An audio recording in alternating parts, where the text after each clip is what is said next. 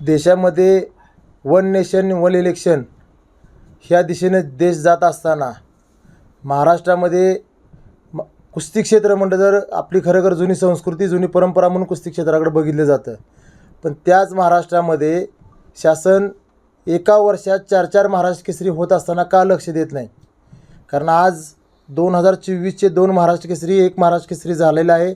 येणाऱ्या मार्च महिन्यामध्ये दुसरी महाराष्ट्र केसरी स्पर्धेची घोषणा झालेली आहे. ह्या 2025 वर्षामध्ये फेब्रुवारी आणि मार्च महिन्यामध्ये 2 महाराष्ट्र केसरी होणार. 2025चे 2 महाराष्ट्र केसरी डिसेंबर महिन्यामध्ये होणार. म्हणजे ह्या महाराष्ट्र केसरी पदाचा एवढ्या म्हणजे मानाचं पद असणाऱ्या ह्या पदाचा कुठंतरी महाराष्ट्रामध्ये खेळ लावला असा एक महाराष्ट्र केसरी म्हणून मला वाटतं. म्हणून येणाऱ्या महाराष्ट्र केसरीवर शासनाने विचार करून खरं तर एक महाराष्ट्र केसरी म्हणून माझं मत आहे की 2024चा महाराष्ट्र केसरी म्हणून पृथ्वीराज मोहोळला सगळ्यांनी मान्य केलं पाहिजे की 2024चा महाराष्ट्र केसरी पृथ्वीराज मोहोळा आहे. आणि 2025च्या डिसेंबरमध्ये ज्या महाराष्ट्र केसरी होणार आहेत त्या महाराष्ट्र केसरीवर सर्वांनी आपण चर्चा केली पाहिजे. ह्या दोन्ही संघटना एक होऊन एक मताने एकच महाराष्ट्र केसरी महाराष्ट्रामध्ये झाली पाहिजे.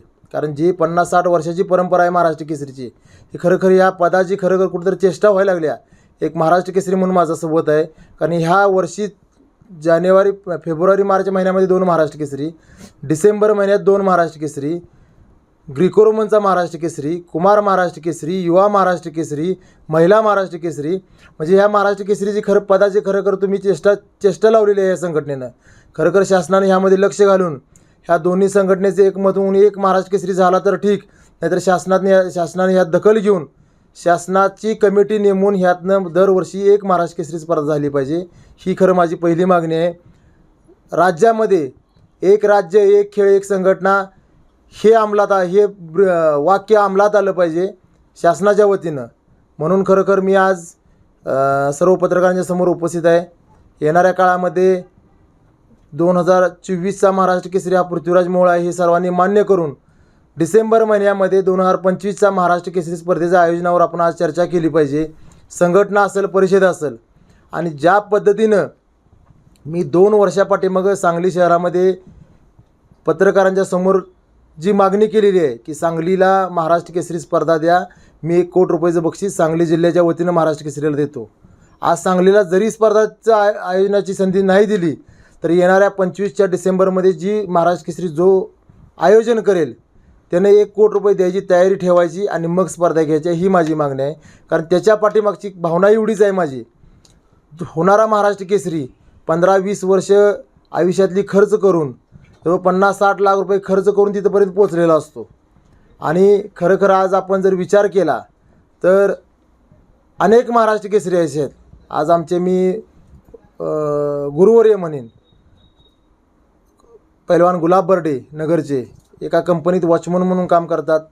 परवाच राष्ट्रकुलला ज्यांनी सुवर्णपदक आणलं महाराष्ट्र केसरी अप्पालाल शेख असतील, इस्माईल शेख असतील. उतार वयात खरोखर औषधोपचाराची सुद्धा त्यांची सोय न झाल्यामुळं त्यांचं दुःखद निधन झालं. 4-5 महाराष्ट्र केसरी असे आहेत की आज शेतात काम करतात ते. खरं तर त्यांची चुकी नाही असं माझं मत आहे. कारण 15-20 वर्षाची उमेदीचा काळ आहे तो पूर्ण तालमीसाठी आपल्या तालमीचं, गावाचं, तालुक्याचं आणि जिल्ह्याचं नाव करण्यासाठी तो पैलवान आमचा 15-20 वर्ष तिथं खर्च करतो. आणि जिल्ह्याचं नाव संपूर्ण महाराष्ट्रामध्ये खरखर महाराष्ट्र केसरी गदा उंचावून तो नाव करतो. त्या महाराष्ट्र केसरीची खरखर उतार वयात जी अवस्था होती ती आज मी डोळ्यानं बघतोय.